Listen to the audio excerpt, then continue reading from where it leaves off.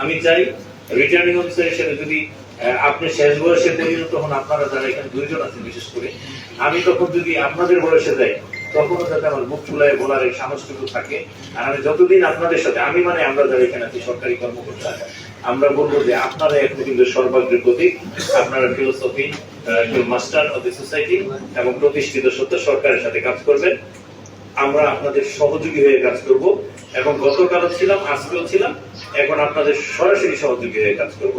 সেই কারণে আপনাদের প্রতি, আপনার দলের প্রতি, সামগ্রিকভাবে 36 জন প্রতিনিধি প্রত্যেকটি দলের প্রতি আমাদের সশ্রদ্ধ সম্মান, কৃতজ্ঞতা। এবং আমি ব্যক্তিগতভাবে মনে করি নাজমুল ইসলাম সরকার, আমি যদি আপনার জেলায় আর একদিনও না থাকি, আল্লাহ তাআলা না রাখে, এই 2 মাস 3 মাস হয়েছে বলা যায়, 18 তারিখ 3 মাস হবে আমার, এই কয়েকদিনে আমার যে খ্যাতি, প্রাপ্তি, আপনাদের সান্নিধ্যে যাওয়ার যে অনুভূতি এবং ভালো লাগা, এটা আগামী 2 বছর থাকলেও আমি পাবো না। এবং ডক্টর মোহাম্মদ ইউনূস মাননীয় প্রধান উপদেষ্টা বলেছিলেন যে 17 নভেম্বর এটি ঐতিহাসিক একটা ইলেকশন হবে। আমি জানি না বিচার আপনাদের, তবে আমার রিটার্নিং অফিসার হিসেবে বলতে পারি, আমার সামনে 2 জন আছেন, ওনারা বুক খোলায় বলতে পারবে, আমি আপনাদেরকে আমি ওনাদেরকে সার্টিফিকেট দিলাম রিটার্নিং অফিসার হিসেবে, ওনারা জনগণের ভোটে নির্বাচিত জাতীয় সংসদ সদস্য হয়েছে। আমার একেবারে গায়ের লোম দাঁড়ায় গেছে, কারণ আমি খুবই এই ব্যাপারে খুবই স্ট্রিক্ট। আমি সন্ধ্যার সময়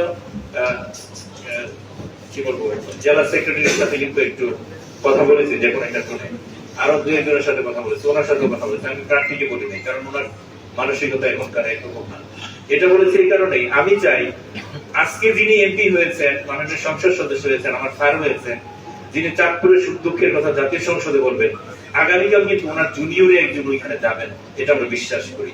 কাজেই অনেক শেখার আছে, অনেক দেখার আছে, অনেক বুঝার আছে, সবচেয়ে বড় ধৈর্যের বিষয় আছে। অতি উৎসাহী হয়ে কিছু না করা অতি উত্তম। আমি সে কারণেই বলবো না, কিছু প্রেক্ষাপটে অন্যান্য জায়গায় আমি কিছু কথা বলেছি, এটা বলবো আমি চেয়ারের জন্য বলেছি। আমি সর্বাগ্রে চাঁদপুরবাসীর কাছে, এই চাঁদের সন্তানের কাছে, চাঁদপুরের এই সূর্য সন্তানের কাছে আমি চিরঋণী, ব্যক্তিগতভাবে, জেলা প্রশাসক হিসেবে এবং রিটার্নিং অফিসার হিসেবে। সর্বোপরি আমি আপনাদের সকলকে আমার বিনম্র শ্রদ্ধা এবং কৃতজ্ঞতা জানাই। এই মধ্যরাতে 2 জন বীর সন্তানের সাথে আমরা আসছি এবং সর্বশেষ এটুকু বলবো যে শত পজিটিভ আপনার আর ভুলের বাটটুকু আমার।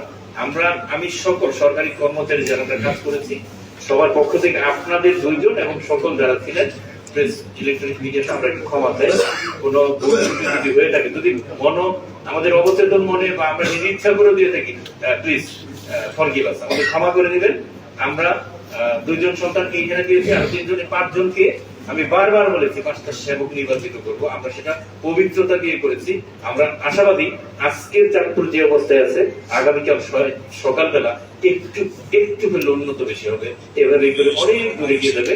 সে প্রত্যাশা রেখে সকলকে ধন্যবাদ জানাচ্ছি। আবার আসসালামু আলাইকুম।